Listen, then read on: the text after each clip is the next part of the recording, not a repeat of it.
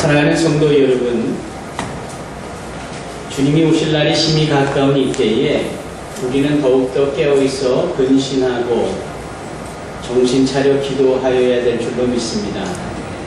그만큼 우리의 신앙과 믿음을 지키기가 어려운 것이다 라고 말할 수도 있는 것이고요.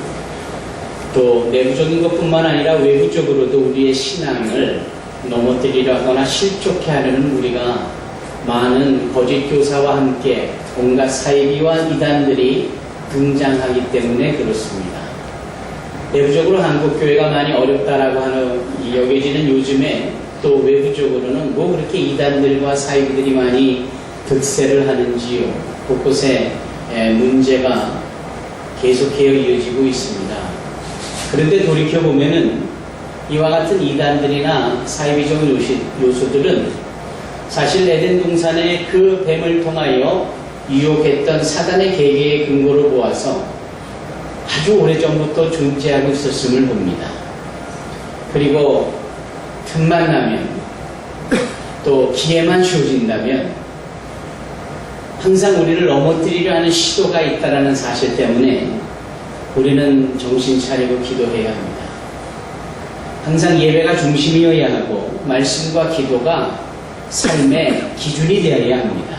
이것이 부실하면, 기초가 없으면 제 아무리 오랜 신앙의 경력이 있고 이 신앙의 가문 속에 있다 할지라도 넘어지기 십상입니다.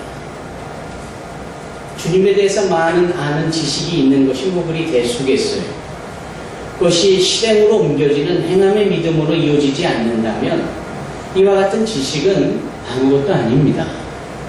여러분 항상 예배와 이 기도 생활에 부단히 열심으로 이 일들을 감행하고 또 이름으로 인하여서 우리의 신앙이 어떠한 외적인 유혹이나 또한 거짓된 이 교리로 인하여서 넘어뜨리려 하는 일들이 있다 할지라도 우리가 믿음에 더욱더 굳건히 세워가는 줄로 믿습니다. 예수님 시대 때에도 이단이 존재했던 것을 아시지요? 얼마나 예수를 자칭하는 거짓 구원자가 많든지 예수님께서 이렇게까지 말씀하시잖아요. 보라, 예수가 여기 있다 저기 있다 해도 그 유혹과 그 거짓 가르침에 빠지지 말라고요. 그 당시에 최고의 이단이 하나 있었는데 그 이단의 이름이 마르키온입니다. 또는 마르시온이라고도 발음할 수 있겠지요. 여하튼 이 마르키온 또는 마르시온이라는 이단이 가장 득세했어요. 이 득세한 이단이 하나같이 주장하는 것이 무엇이었느냐 하면 이런 내용이었습니다. 대단히 그럴싸해요. 하나님은 사랑이시고 창조주시고 하나님은 무소부재하시고 하나님은 전지전능하시고 하나님은 공의로우시고 하나님은 심판주이시고 그 하나님에 대하여서 모든 성경이 말하는 것을 다 이야기하는 겁니다. 누가 들어봐도 바른 이야기이기 때문에 그 가르침에 대하여서 조금도 의심의 여지가 없을 수밖에 없지요. 그런데 슬그머니 이러한 이야기를 거기다 삽입을 하는 겁니다. 그런 창조주 하나님께서 어떻게 죄를 짓고 있는 우리의 형상으로 우리의 모습으로 즉 인간으로 오실 수 있겠느냐? 그럴 수 없지 않느냐? 창조주께서, 무한한 창조주께서 어떻게 죄 많고 허물 많고 제한적이고 한계적인 삶을 사는 인간이 되실 수 있느냐? 그런 거로 소위 예수라 하는 그분은 우리에게 바른 말을 전해주시는 분이 분명하지만 그분이 십자가에서 죽으셨던 그 모습과 그 상황은 하나님께서 우리에게 그렇게 보여주신 현상일 뿐이지 실체일 리가 없다. 생각해봐라. 하나님께서 어떻게 사람의 몸으로 죽으실 수가 있느냐? 여러분 이런 얘기를 들으니 꽤 그럴싸하지요. 그 당시에도 많은 사람들이 맞아 그렇겠구나. 맞아. 그분이 뭘 못하시겠어요. 그렇기 때문에 예수라는 사람으로 우리의 모든 죄를 사해준다라고 십자가에 죽으신 것이 또 우리의 눈에 보여지는 일종의 신기루와 같은 그런 현상일 뿐이지 실체 일리가 없다라는 거예요.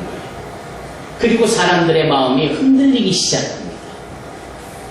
그 흔들림이 마치 하나님 앞에 바른 신앙을 회복하고 제대로 된 신앙을 자신이 찾았다라고 여겨지는 착각에 빠지게 되는 겁니다.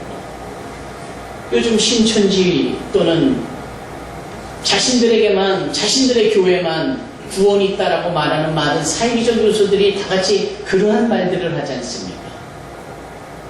여러분, 과연 예수는 인간의 몸을 입고 오신 하나님이 맞습니까? 여러분 그 사실을 믿으십니까? 왜 이렇게 자신 없이 말씀을 하세요? 믿으십니까? 다른 거 몰라도 신학이 어떻고 신앙의 연륜이 어떻고 이거 다 괜찮아요.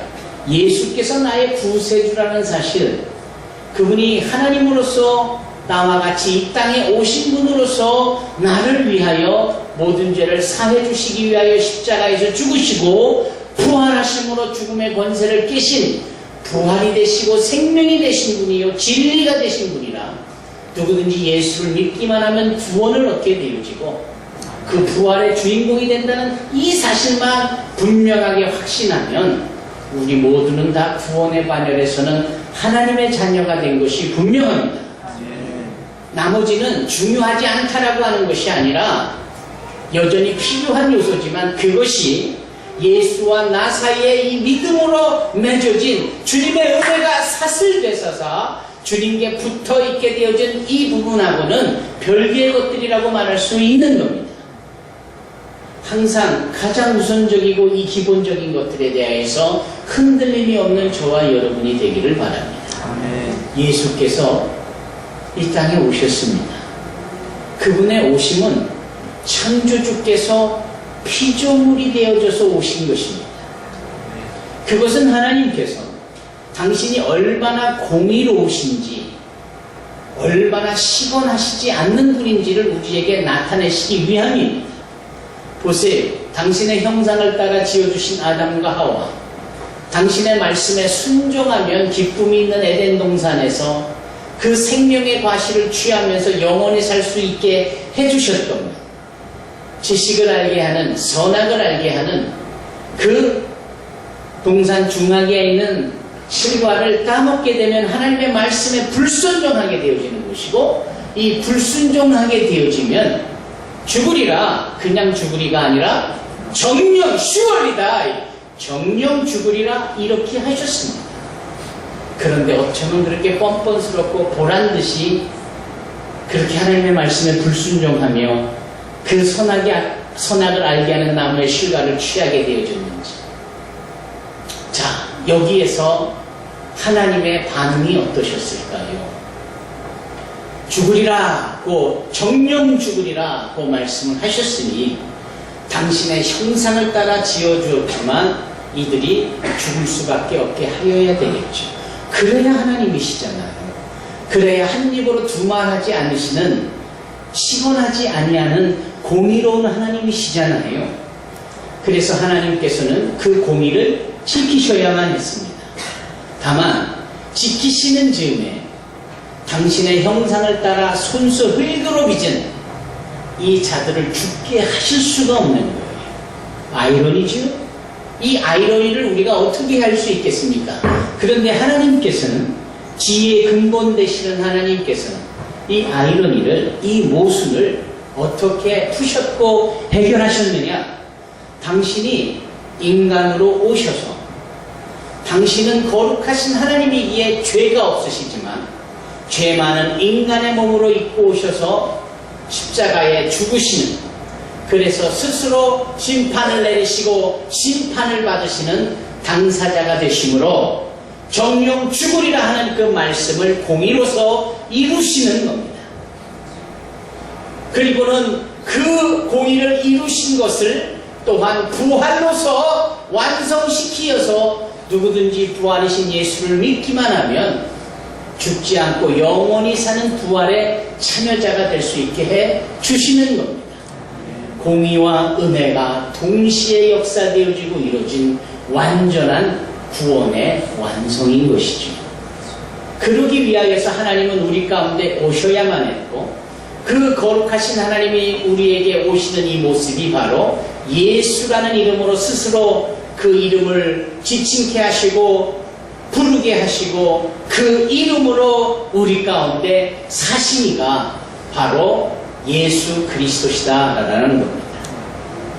사랑하는 성도 여러분, 예수 그리스도께서 이 땅에 오신 날을 정확한 날짜는 알 수 없지만 그래도 그 날을 우리가 함께 정하여서 소위 목자들이 그 추운 겨울에 들에 나가 양을 치었다, 목양을 했다라는 것을 근거해서 겨울 날씨를 택하여서 또 당시에 최고의 로마의 태양법에 근거한 절기를 하나 택하여 그날을 성탄절로 선포하게 되고, 우리가 매년 12월이 되면 예수 그리스도의 인간의 몸으로 입고 오신 그 성탄을 기념하며 감사하는 절기를 보내게 되는 겁니다. 우리가 이 성탄을 맞이하고 보내면서 외부적으로 장식도 하고 예수님의 오심을 선포하기는 하지만 그 중심에 반드시 예수 그리스도에 대한 확고부동한 믿음이 자리 잡아야 진정한 성탄이 아니겠습니까?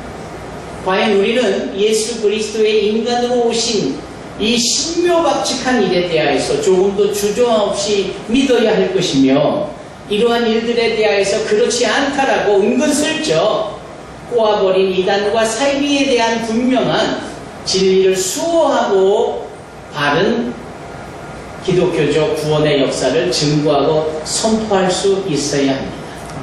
오늘 본문에서 사도 바울은 이 아들에 관하여 설명을 하면서 그 아들의 성육신 되어지심을 말씀하고 있습니다. 그 아들을 설명하면서 가장 우선되어지는 것이 무엇이냐? 동정녀 마리아에게서 성령으로 잉태되어서 나셨다라는 이 부분을 사도 바울은 다윗의 혈통으로 나셨다라고 말하는 겁니다. 다윗의 혈통. 그 다윗의 혈통이라는 부분에 있어서 다윗이라는 자체도 중요할 수 있겠지만 인간의 혈통으로 오셨다라는 것을 강조하는 거예요. 성육신 되어주심을 말씀하고 있는 겁니다. 다만 그것이 그저 인간의 몸으로 왔다라고 말하지 아니하고 철저하게 준비되어지고 하나님의 계획 속에 갖추어져 오셨음을 말하기 위하여 다윗이라는 아주 분명한 실명을 거론합니다. 이스라엘 백성들이 출애굽하여서 여호수아를 들어가게 되었을 때 소위 여호수아의 인도함을 받아서 여리고성을 들어갈 때요, 그 여리고성에 기생이 하나 있었지요. 그 기생의 이름이 라합입니다. 말이 좋아 기생이지 함께 노래하고 춤을 추고 하는 정도의 이 기생의 의미가 아니라 창기입니다. prostitute, 창기입니다. 매춘부예요. 그런데 이 여인이 오가는 남정네들의 입을 통하여서 출애굽한 이스라엘 백성들의 하나님이 누구신지를 아는 겁니다. 그리고 그가 그 하나님에 대하여서 전문 지식은 없지만 전에 들은 그 이야기 속에 그는 위대한 신앙 고백으로 승화시켜 상천하지의 하나님이라고 표현을 합니다. 상천하지의 하나님, 어디서 많이 들어봤죠? 시편 139편에 다윗이 고백한 하나님이여 내가 하나님의 신을 떠나 어디로 가오리까? 내가 하늘에 올라가도 여전히 하나님께서 거기에 계시고 내가 음부에 내려가 내 자리를 펼치라도 여전히 하나님이 거기 계시고, 이 고백이 이게 상처나지 않은 말이에요. 하늘 위에 땅 아래. 여러분, 지옥은 하나님의 권세 밖의 공간입니까? 그렇지 않아요.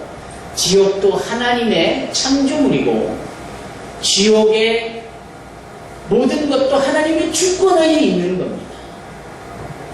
감히 사단 나부레기가 하나님과 대적을 한다? 있을 수 없는 일이에요. 이 라합이라는 여인이 나중에 보니 누구 혈통이 되어지느냐 하면 다윗의 혈통이 되어져요. 그 다윗이 혈통이 되어지기 그 중간에 보아스라는 사람을 우리는 유심히 보아야 될 필요가 있습니다. 이 보아스는 누굽니까? 바로 모압이라는 곳으로 이주해 갔다가 다시 모든 것을 다 잊어버리고 소위 망했다라고 여겨지는 가운데 돌아온 나오미, 마라라고 불려달라오는 이 나오미의 그 가문의 친족입니다.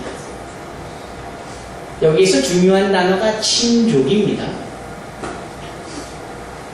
이 친족이었기에 이 보아스는 그 모든 것을 잃어버린 나오미 가문을 다시 세울 수 있는 자격이 있는 사람이에요.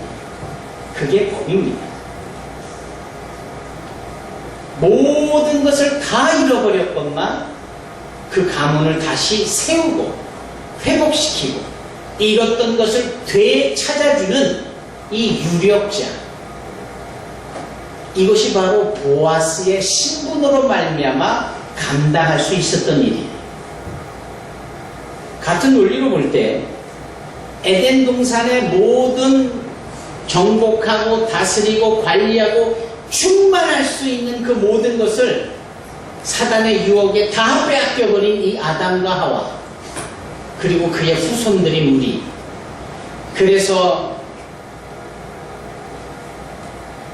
유브레 다랑이라든지 기손이라든지 비혼이라든지 기혼, 비손, 히데길과 같은 이 강물의 발원 근원지였으므로 목마르지 않았던 이 인생들이 그곳을 쫓겨나며 모든 것을 다 망해버린 듯하게 버려버려진, 그래서 그때부터 목말라 할 수밖에 없고 에덴이라는 기쁨이란 단어가 삶에서 없어져 버린 이 아담과 하와, 그의 자손인 우리, 이 우리의 잃었던 것을 회복시키려면 친족이 필요한 거예요. 우리의 친족이, 누군가가 회복시켜줄 만한 친족이 필요한 겁니다. 그런데 우리 가운데 친족이 누굽니까? 그것을 가능하게 할 친족이 어디 있어요?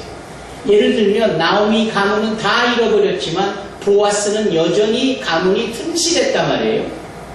그래서 그걸로 다 회복시킬 수 있었던 것처럼 우리의 친족으로서 모든 것을 빼앗겨버린 상황에서 이 빼앗긴 것을 회복시켜줄, 목마르지 않은 인생이 될 수 있도록 기쁨을 회복시켜줄 이 우리의 친족은 소위 친족이기는 하나 이와 같은 영향권 바깥에 있는 사람이어야 되는데, 자, 의인은 없나니 하나도 없대요. 하나님이 구고 살피시니까 당최 쓸만한 의인이 하나도 없는 거예요. 그 말씀의 의미는 우리에게는 완전하고 우리 모두를 소위 회복 및 구원시켜줄 친족자로서의 가능성 있는 자가 없는 겁니다. 그래서 인간 스스로는 구원자가 될 수 없는 거예요. 그래서 하나님은 우리의 친족이 되기 위해서 인간의 몸으로 오시는 겁니다. 하나님이 우리의 친족이 되어줘서 누가복음 3장에 나오는 우리 인간의 모든 조상의 계보에 당신이 최고의 정점에 있음을 하나님이라는 이름을 거기에다 삽입시켜 주므로 우리 인간의 족보 속에 하나님이 근원되어졌음을, 그리고 그분이 친족이 될 수밖에 없음을, 그리고 친족으로 오신 이가 바로 예수 그리스도라는 사실을 나타내고 있는 겁니다. 그래서 예수님은 하나님이시면서 우리 인간의 몸을 지니신 친족으로서 우리의 모든 빼앗겼던 것을 회복시키실 수 있고 우리가 놓치고 있는 구원을 다시금 일으키시는 권세가 있으신 분이십니다. 그 아들의 권세에 대하여서 사도 바울이 설명하며 그 로마의 교회에 보내는 편지 가운데 이 아들로 말하면 다윗의 혈통으로 나셨다라고 말하는 겁니다. 그것은 두 가지 의미가 있어요. 첫째는 인간으로서 우리의 친족이 되어져 우리를 완전하게 회복, 구원시켜 주실 수 있는 유일한 분. 두 번째는 과거의 에덴으로부터 시작되어져 빼앗겼던 것을 회복시켜준, 예를 들면 라합의 혈통으로 보아스라는 자가 있게 되어지고 보아스라는 혈통으로 다윗이 있게 되어지고 다윗의 혈통으로 예수까지 이어지는 이 부분을 함축하여서 다윗의 혈통으로 표현을 하는 겁니다. 예수께서 어디에서 나셨죠, 여러분? 그분이 나신 곳이 베들레헴입니다. 이 베들레헴은 또 누구의 고향이기도 했던가요? 다윗의 고향이기도 합니다.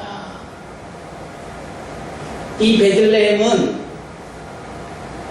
소위 나오미의 고향이기도 했고요. 보아스의 고향이기도 했습니다. 사랑하는 성도 여러분, 다윗이라고 툭 던져진 이 이름은 그저 대표성을 지닌 것으로만 그치지 아니하고 인류의 역사 속에 가장 핵심이 되는 사건들이 연계되어져 있는 사람입니다. 지금도 이스라엘의 국기는 재미있게도 다윗의 별이라고 일컬어져 있는 심볼이 하나 그려져 있는 국기이지요. 그네들에게 있어서, 이스라엘에게 있어서 최고의 왕성한 때와 통일을 이룰 때가 바로 다윗이 왕이었을 때입니다. 이스라엘 사람들 약속으로 선택되어진 이분들의 잠재의식 속에는 소위 통일과 완전한 이룸에 대한 기대와 그리움이 있는 거예요. 하나님께서 그와 같은 부분을 실체적으로 우리 가운데 이루시게 하시는 것도 이 다윗의 혈통으로 오신 예수로 가능함을 나타내 보이고 있는 겁니다. 사랑하는 성도 여러분, 이 예수에 대하여서 우리가 늘 고백하고 늘 설명하려 들 때 그 앞에 자연스럽게 나사렛이라는 단어를 쓰곤 합니다. 대표적인 것이 있다면 베드로와 요한이 나면서부터 안진뱅이 된 자를 일으킬 때에 나사렛 예수 그리스도 이름으로 명하노니 일어나 걸으라 라고 하는 것이에요. 나사렛 예수라는 이름은 아주 특별한 겁니다. 왜냐하면 나사렛은 주님께서 태어났던 베들레헴과는 달리 한평생 쭉 자라오셨던 지역이기 때문이었고, 그 나사렛은 정말 모든 인간들의 피곤하고도 힘든 가련한 인생을 사는, 어려움의 극치를 달리는, 가난하여 배고프고 병약하여 어려움 속에 살고 있는 사람들이 모여진 대명사가 바로 나사렛입니다. 그래서 오죽하면 나사렛이라는 곳에 대하여서 나사렛에서 무슨 선한 것이 나겠느냐라는 말이 나올 정도입니다. 그런데 예수님은 거기서 자라셨어요. 거기서 줄곧 자라오셔서 공생의 사역을 하실 때까지 계셨단 말이지요. 그래서 누구든지 예수를 말할 때마다 그분의 터가 되는, 삶의 배경이 되는 그 지역 이름은 나사렛을 붙이는 겁니다. 나사렛 예수. 그래서 그 나사렛 예수라는 말 속에는 예수가 얼마나 고단하고 힘들며 가난하게 어렵게 배고픈 가운데 성장했는지를 한눈에 볼 수 있고 한 귀에 들리게 하는 겁니다. 그런데 그러한 예수님께서 십자가에 달려 다 이루었다라고 말씀하시며 모든 죄를 사해 주시고 부활하셔서 산소망이 되어 주시잖아요. 그리고 그 부활하신 몸속에 그 여전히 고난당하신 그 못자국난 손이 여전히 존재하고 창에 찔린 그 상처가 여전히 존재하지 않습니까? 우리가 이 다음에 천국에 가도 여전히 그 주님의 거룩한 형상 속에 하나님의 보좌 우편에 계시는 그 형상 속에 여전히 최고의 고난의 흔적인 못자국난 상처와 흔적이 창자국의 흉터와 상처가 여전히 존재하는 겁니다. 그 손에 난 못자국을 보아 알겠네 라는 찬양이 있지 않습니까? 무엇보다도 사도 요한이 밤모섬에서 환상 가운데 그 주님을 보잖아요. 근데 그런 주님이 어떠한 모습이셨어요? 고난받은 어린 양이라는 표현을 쓰는 걸 보면 하나님의 보좌 우편에 승리의 구세주로 계시나 이 땅에 살면서 겪으셨던 고난의 흔적이 여전히 존재하고 있다는 거예요. 왜일까요? 그것은 단순히 의심 많은 도마에게 당신이 구세주라는 사실을 나타내기 위하여 그런 흔적을 지녔다라고는 말할 수 없습니다. 그것은 바로 어렵니? 힘드니? 괴롭니? 엄청나게 힘들고 괴로운 삶을 사는 우리의 모든 고난을 당신이 직접 나사렛에서 겪으십니다. 그리고 그것을 아시는 그분이 우리를 도와줄 수 있다라는 증거이기 때문에 그렇습니다. 주 예수 그리스도께서 몸소 우리의 연약함을 감당하시고 경험하셨던 그 주님께서 아울러 고단하고 힘든 우리를 도와주실 수 있는 유일한 분이세요. 내가 힘들고 지칠 때에 이 힘듦과 지침을 제대로 이해하지 못하는 사람한테 괜시리 위로받으려고 나의 아픔을 말할 필요가 없습니다. 그분이 듣고 가슴 아파해 주는지는 몰라도 나를 도울 수 있을까요? 나를 진정으로 위로해 줄 수 있을까요? 천만에요. 그러나 이 모든 고통의 끝자락의 정점에서의 그 죽음을 몸소 당하시고 승리하신 예수 그리스도만이 그 고난을 당하셨다는 증거를 여전히 당신의 손바닥에 옆구리에 두고 계신 그 주님만이 죽음에서 그 사망의 권세에서 부활의 산소망이 되어 주시기까지 그 하나님의 권능으로 승리자가 되신 주님만이 우리의 모든 어려움들을 이겨내게 하시는 유일한 구원자가 되신 우리는 믿어야 합니다. 그분에게만 우리의 아픔을 토로하고 도움을 요청할 수 있어야 하는 겁니다. 다윗의 혈통으로 오셨다라고 했습니다. 다윗은 하나님 앞에 사람 앞에 마음이 합한 자라고 칭찬을 받기까지 하셨고 심지어 모든 사람들이 그를 존경하는 왕으로까지 여김을 받고 있습니다만 그 역시 분명한 죄인입니다. 어떤 죄를 지었을까요?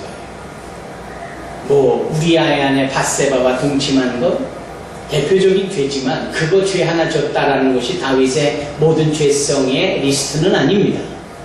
그 역시도 우리만큼이나 많은 죄를 지었어요. 그 중에 하나가 뭐냐? 그것은 바로 하나님의 말씀에 불순종한 죄입니다. 하나님께서는 이렇게 말씀하셨어요. 너희는 사람의 숫자를 계수하지 말라. 너는 군사야 또는 말의 숫자를 세지 말라. 느닷없는 이 말씀은 뭘 의미하는 건가요? 말이 많고 군사가 많다고 해서 소위 군사력이 강하다고 해서 네가 전쟁에 이기는 거 아니다. 네가 말이 적고 군사가 적다고 해서 전쟁에 패하는 것도 아니다. 전쟁은 나 여호와에게 달려있고 너희를 이기게 함도 나 여호와다 라는 거예요. 그리고 이 다윗이 평생 그 말씀대로 살았던 자입니다. 오죽하면 어려서부터 그 당신이요 거인인 골리앗과 싸울 때도 나는 만군의 여호와 이름으로 나아가노라 라는 고백과 함께 승리까지 했던 자 아니었습니까? 그런 그가 말년에 교만해져서 하나님께서 모든 전쟁을 승승장구까지 하게 하셨지만 그는 하나님의 힘이 아닌 자신의 군사력으로 모든 전쟁에서 이기려고 교만에 빠지게 됩니다. 그리고는 인구조사를 하는 거예요. 인구조사를 하는 거예요. 그 인구조사 했다는 것이 그렇게 잘못됐을까? 그 내용 자체는 덜할 수 있었겠지만 그것이 세금을 걷고자 했던 것도 아니고 군사의 숫자를 얼마나 내가 확보했는지 그래서 이기겠느냐 짓느냐를 인본주의적인 생각으로 판단했기 때문에 그 다음부터는 하나님이 하실 일이 없잖아요. 그 하나님을 멀리하고 당신은 그냥 계세요. 내가 다 알아서 할게요. 이게 바로 교만입니다. 이 교만했던 다윗에게 하나님께서는 사랑의 회초리를 드시지 징계하십니다. 그 징계를 어떻게 하시나요? 이런 식이죠. 너 뭘로 맞을래? 말 안 듣는 자녀를 앞에 두고 부모님들이 그러잖아요. 뭘로 맞을래? 또는 몇 대 맞을래? 뭐 이런 식입니다. 우리 하나님은 대단히 살가우세요. 다윗 잘못했어? 잘못했습니다. 그래 혼나야 되겠지? 네. 그래 몇 대 맞을래? 뭘로 맞을까? 하나님이 이렇게 말씀을 하세요. 그 말씀을 좀 더 제가 세분화해서 표현하면 이런 겁니다. 3년 동안 기근에 있을래? 3달 동안 외세의 침략을 받을래? 3일 동안 전염병에 걸릴래? 선택해봐. 뭘로 맞을래? 라는 거죠.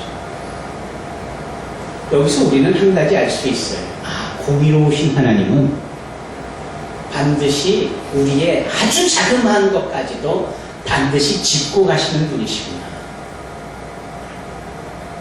그저 은혜 하나로 모든 것을 다 그냥 두리뭉실하게 덮어버리고 우리가 은근히 그러잖아요. 그거 아니라는 거예요. 하나님은 공의로우셔서 반드시 우리의 죄에 대해 심판하셔야 될 분입니다.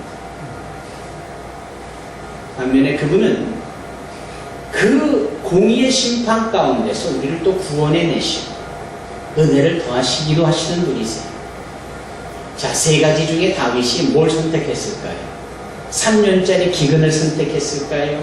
3대짜리 외부 침략에 대한 것을 선택했을까요? 3일짜리 전염병에 걸리는 것을 선택했을까요? 여러분들이라면 어떤 걸 선택할까요? 가지고 다 힘들 것 같은데 3일짜리가 좋겠죠. 짧게. 그래서 다윗도 3일짜리를 선택합니다. 근데 착각한 거죠. 3일 동안에 7만 명이 전염병에 걸려 죽어요. 끔찍한 일입니다. 자기 교만 하나로 백성이 7만 명이 죽어요. 보통 일이 아닙니다.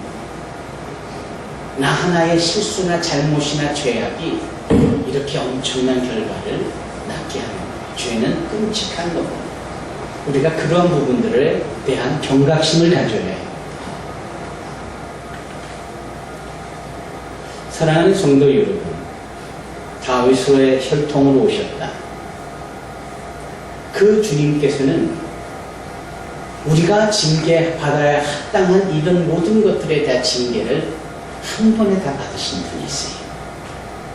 다윗의 징계를 곰곰이 생각해보면 이런 건 아닐까요? 3년 동안의 기근? 그건 경제적인 어려움이에요. 물질, 돈 따위의 어려움을 겪는 거예요. 3달 동안의 외세 침략? 그건 사람과의 관계의 불편함입니다. 사람들이 나를 해코지를 하고 사람들이 나를 대상으로 사기를 치고 나를 아프게 하고 나를 괴롭게 하는 일들이에요. 이 사람의 관계가 불편해지는 것도 어려운 겁니다. 3일짜리 전염병 건강을 잃는 거예요. 여러분 우리가 이 땅에 살면서 많이 힘들어합니다만 그 힘든 것들의 대부분의 내용을 3가지로 압축해보면 물질과 건강과 사람의 관계의 불편함 때문인 것 다 알고 계시잖아요. 그래서 우리는 생각해 볼 필요가 있습니다. 이와 같은 일들이 나에게 주어질 때 내가 알지 못하는 하나님 앞에 교만했던 그 무엇인가 있지는 않았을까.